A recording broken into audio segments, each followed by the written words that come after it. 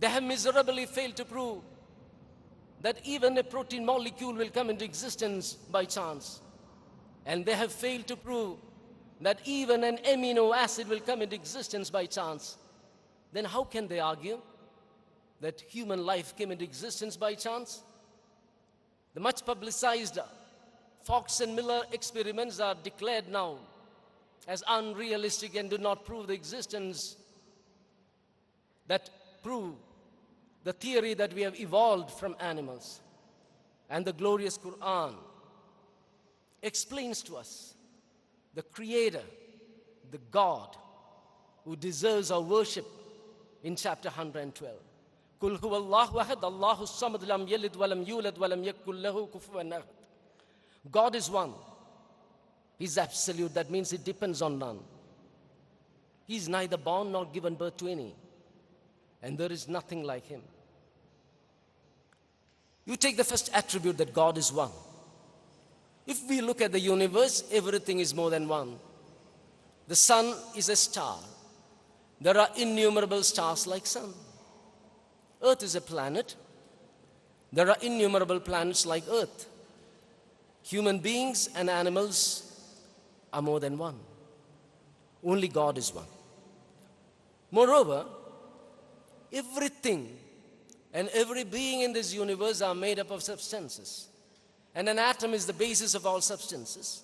An atom contains negative electron and positive proton. And in them there are waves, particles, mesons, quarks and antiquarks. So if a thing is made or created, naturally many things have to be joined together. But the Creator is unique and one in all sense. This answers the question, who created God? That question is not applicable in the case of the Creator. It is applicable only in the case of creations. Now take the second attribute. He is absolute. He depends on none. We human beings depend on many things. We need food and water for survival. We need air to breathe and light to see things around us. And every human being, including the reincarnations of God, so-called reincarnations of God like Sri Rama and Sri Krishna according to Hindu faith, the great prophets of God, when they lived, they breathed air, they had food, they depended on many things and many persons, so they cannot come within the definition of God. The third attribute is neither born nor given birth to any. If Adam alayhi salam was not born, he had children. It's generally believed that Jesus Christ alayhi salam had no children, but he was born in the womb of a woman. Muhammad sallallahu alayhi wasallam and all prophets and religious leaders, they were born as well as they had children. So none satisfy the attribute of God. And the last and important thing, there is none like him. You cannot say gravitation is God, sun is God, moon is God, idol is God, human beings dead or alive are God. You cannot say that.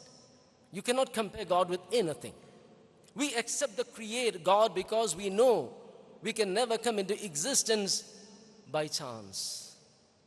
And the glorious Quran says in chapter 1 verse 5, إِيَّاكَ نَعْبُدُ وَإِيَّاكَ نَسْتَعِينُ. Thee alone we worship and Thee alone we seek help. As per Islamic monotheism, between the Creator and creations, we cannot accept an intermediary. Whether it is idols or graves, human beings dead or alive, animals or planets, we cannot accept them. That is why we Muslims are commanded to pray for Prophet Abraham alayhi salam and not to Prophet Abraham alayhi salam. We are commanded to pray for Musa alayhi salam and not to Musa alayhi salam. We are commanded to pray for Jesus, Isa alayhi salam and not to Jesus alayhi salam. To pray for Muhammad sallallahu alayhi wasallam and not to Muhammad sallallahu alayhi wasallam.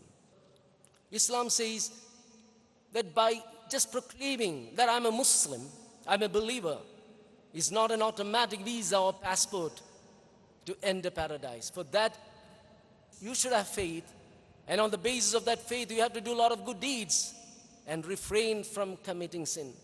This is the correct and the most honest faith in the globe. And without any doubt, it is the religion that is acceptable to Almighty God. We can apply any yardstick, I repeat, any yardstick, and we can compare Islam with other religions and systems.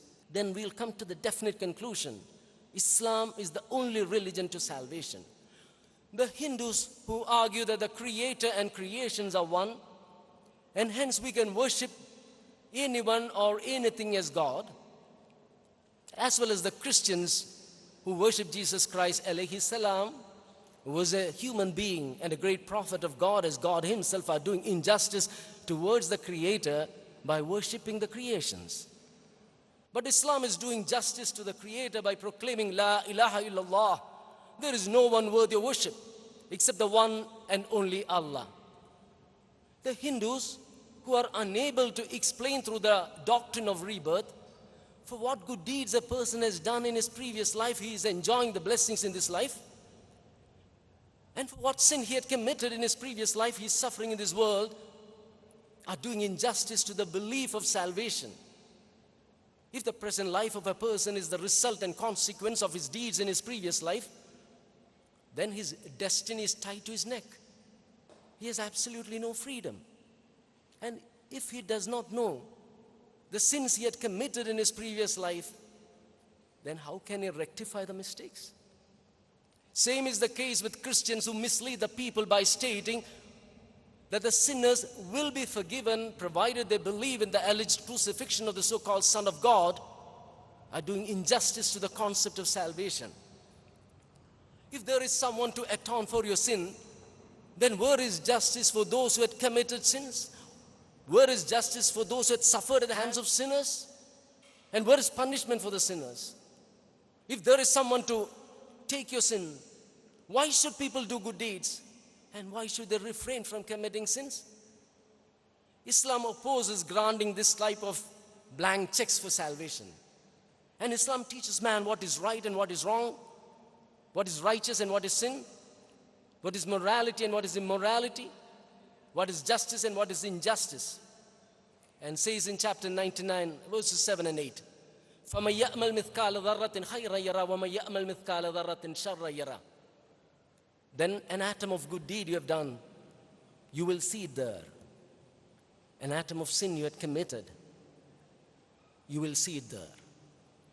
And in chapter 2, verse 135, the glorious Quran states, لَهَا مَا كَسَبَتُ وَلَكُمْ مَا كَسَبَتُمْ وَلَا تُسْأَلُونَ أَمَّا كَانُوا يَأْمَلُونَ. They will get a reward for what they did, and you will get a reward for what you did. You will not be questioned for what they did. And chapter 53, verse 38 says, Allah taziru waziratun wizra ukhra. No bearer shall bear the burden of another. And further Islam states, if sinners sincerely repent and seek forgiveness from Allah, and they do not repeat the sin and do lots of good deeds, then Allah will forgive their sins. Is this not the correct path to salvation? Is this not the true path to salvation?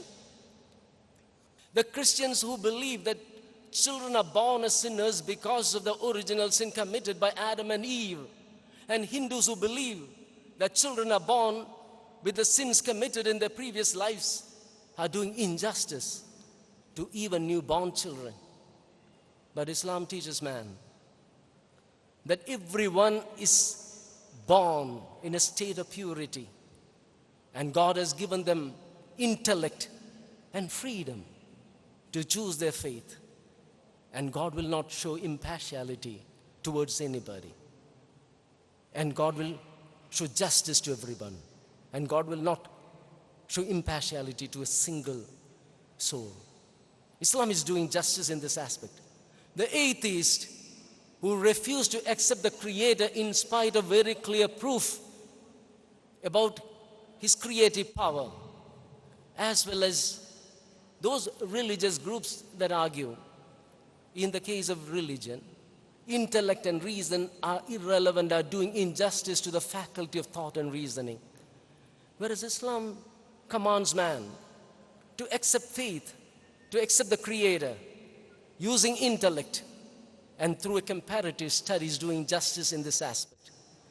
The humanist who clamor for unbridled freedom of individuals, including the right to consume liquor and drugs, including the freedom to indulge in homosexual and lesbian relations, to have extramarital relations, etc., doing injustice to human nature. Same is the case with those religious groups that encourage people to live a life of asceticism, without family, without children, without good food, and denying oneself all the material blessings that Almighty God has given to us, are doing injustice towards the human nature. But Islam allows man to eat and drink, except those that are injurious to your health and harmful to the society. To live and enjoy, but within the moral code. To earn and spend, but should not be extravagant, is doing justice in this field. The Western capitalist, whose sole aim is to amass wealth, create monopoly, oppress the poor and deprived, and deny the working class their due, are doing injustice to the financial rights of man. Same is the case with communists who argue that the wealth of the nation belongs to the working class and only they can enjoy the wealth, are doing injustice in this regard. But Islam allows man to earn through proper and honest manner, without indulging in those activities that are harmful to the society, by giving the working class their due, without exploiting anybody. And further states, even that wealth belongs to Almighty God, and man is only a trustee. And as such, he has to give a part of his wealth to the poor and needy, is doing justice to the financial rights of man. The Nazis of Germany, who killed for Aryan supremacy, the Serbs of Yugoslavia, who fought for Serbian supremacy, the Brahmins of India, who foolishly claim that they are the upper caste, and the whites who do not consider blacks as human beings, are doing injustice to the human society. But the glorious Quran says in chapter 49, verse 30, Ya ayyuhan nas inna khalaqnakum min dhakarin wa untha wa ja'alnakum shu'uban wa qabaila lita'arafu inna akramakum indallahi atqakum. O mankind, you have been created from a man and a woman. You have been differentiated into nations and tribes, only to know each other. The person who is righteous before God, near to God, is one who is righteous. I can just continue to explain a lot of things about it, about the relevance of Quran. Still, Islam in this modern world is unfortunately the most misunderstood religion. Prophet Muhammad sallallahu alaihi wasallam is the most misunderstood person, religious leader. The glorious Quran is the most misunderstood scripture, and Muslims the most misunderstood people. There are two reasons for this. One is the deliberate vilification campaign orchestrated by the Western media to malign Islam, Muslims, and our dear Prophet. The other reason is the behavior of Muslims. When we point our accusing fingers at others, first we have to point our accusing fingers at ourselves. We do not show compassion and love towards others. Once a street boy was staring at an expensive car. When the car owner came, he asked the car owner, how much you paid for the car? The car owner said, my brother presented this car on my birthday. Then the little street boy said, I wish, and stopped. The car owner thought what the boy intended to say is that if he had a brother like that, he would have got a car. But the following words uttered by the car owner really surprised uttered by the street boy really surprised the car owner. The street boy said, I wish I could become like the brother who had presented the car to you. The car owner asked the little boy to get inside the car and gave him a ride. After some time, the boy requested, can you drop me near my house? Again, the car owner thought what the boy wanted is to show other street boys that he is traveling in an expensive car. When the car neared a hut, the boy requested to stop. He got out. He went inside a hut, and when he came back, he was carrying his young, crippled brother. Pointing to the car and the car owner, he said, his brother presented this car on his birthday. I would work hard, make lots of money, and I will present a car to you. I will make you sit inside that car, and I will take you to all places which your little eyes wants to see, your little heart wants to be, but your crippled legs cannot take you. That is my dream and hope. Think about that little boy who was born in poverty, lived in poverty, but wanted to sacrifice everything for his crippled little brother. Emperor Alexander, on his deathbed, called his dear friend and told him, when I die, make 2 holes in the coffin and put my both hands outside. Let the whole world see the great Emperor Alexander who had amassed wealth that no man could dream of. Emperor Alexander who had captured lands that no man could imagine. Emperor Alexander who had victories over all his enemies. Emperor Alexander who was an enemy to all emperors and rulers is leaving this world with empty hands. The same is our case. We cannot take our expensive cars and mansions to the other world, only our good deeds. If we want real happiness in this world, if we want tranquility, we have to be true believers. R.V.C. Bodley, the famous writer, after participating in the Second World War, he was so depressed, he wanted to commit suicide. Accidentally, he met Ted Lawrence, the famous Lawrence of Arabia. Ted Lawrence advised him to spend some time in Arabia. Those days, the Arabs were poor nomad people. They did not have supersonic jets or expensive automobiles. They did not have refineries, oil fields, or supermarkets. Their greatest wealth was camels and sheep. And Bodley was on move with a rich Arab. And one day, a strong sandstorm struck the area. Bodley was frightened, but the Arab was cool. Bodley apprehended imminent death, but the Arab was calm. Arab lost all his camels and sheep. Still, he was patient. After the storm subsided, Bodley asked him, are you not frightened of death? Are you not sad about the loss of your wealth?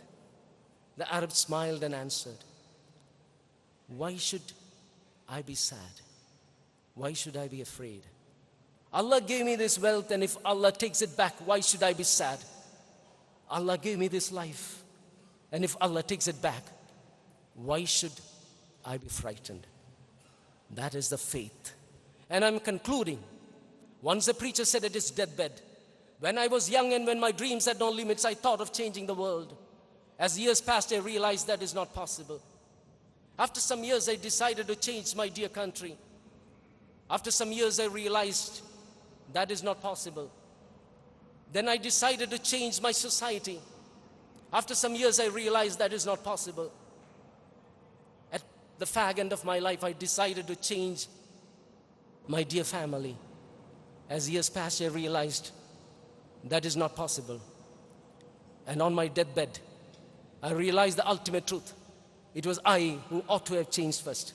If I had changed first, through my example, I could have changed my family. And through the example of my family, I could have changed my dear society. And through the example of the society, I could have changed my dear country. And through the example of my dear country, I could have changed the whole world. We should not be as unlucky as the preacher. After this, there's a short question and answer session. Kindly ask only relevant questions and judge my answers.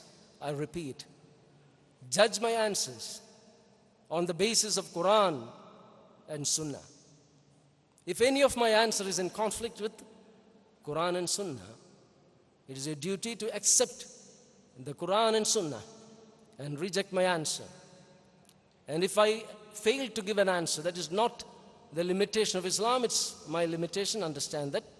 Allahumma ighfir lil mu'minina wal mu'minat wal muslimina wal muslimat. Allahumma hina alal kitabi wa sunnah wa mitina mal imani wa tawbah. Rabbana atina fid dunya hasana wa fil akhirati hasanatan wa qina adhaban nar. Assalamu alaikum.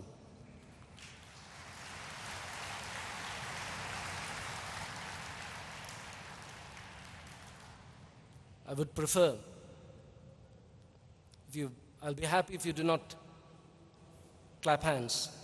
What I believe and what I've understood is that there is example shown by our dear Prophet Muhammad sallallahu alaihi wasallam.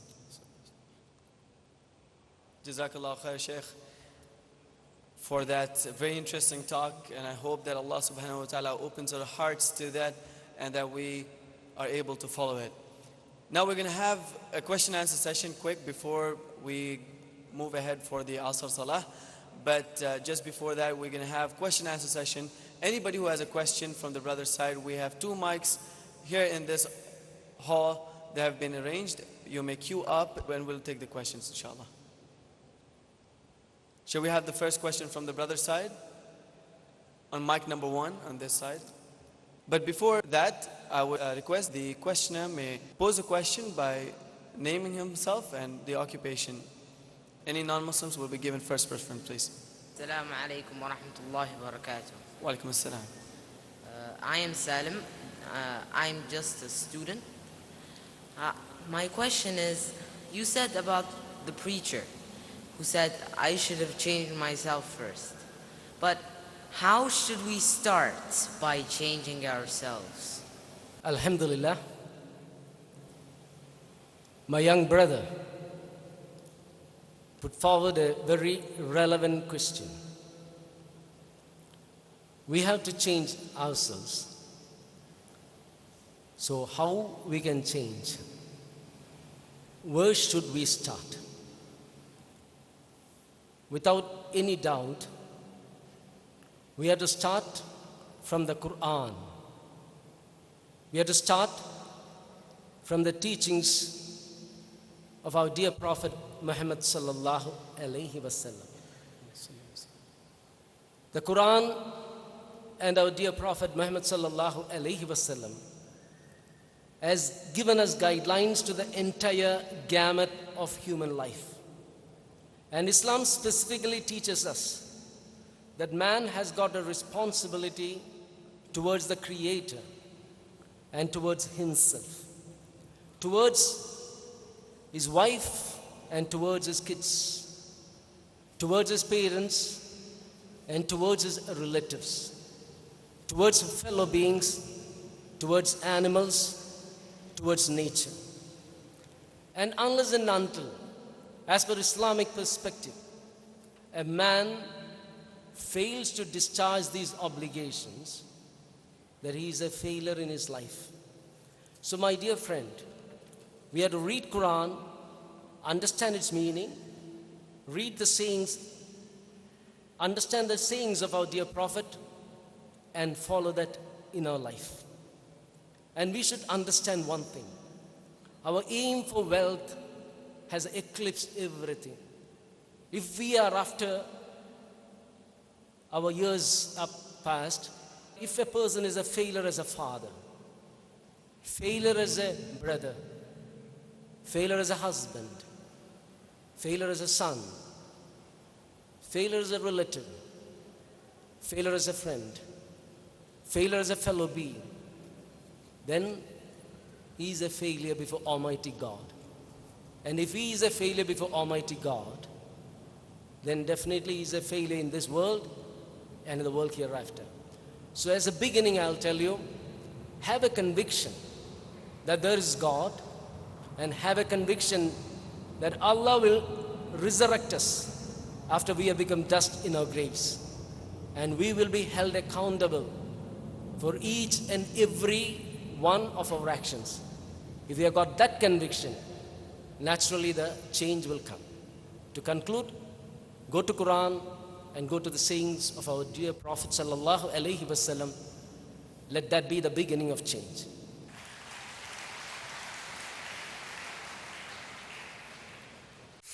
The religion that is acceptable to Almighty Creator is Islam.